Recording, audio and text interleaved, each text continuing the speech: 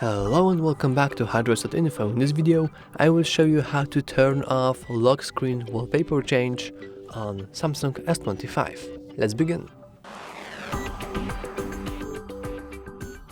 As you can see currently, whenever I will lock my screen, I will actually go to my screen.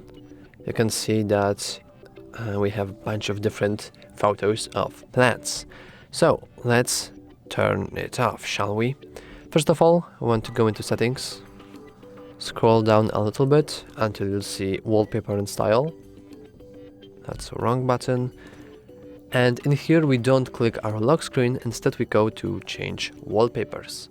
And we scroll all the way down, and as you can see here we have wallpaper services. And in here we have enabled dynamic lock screen.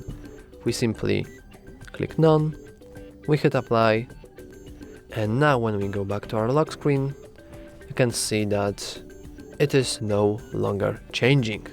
That's all for this video. If you found it helpful, please consider liking and subscribing. Thanks for watching.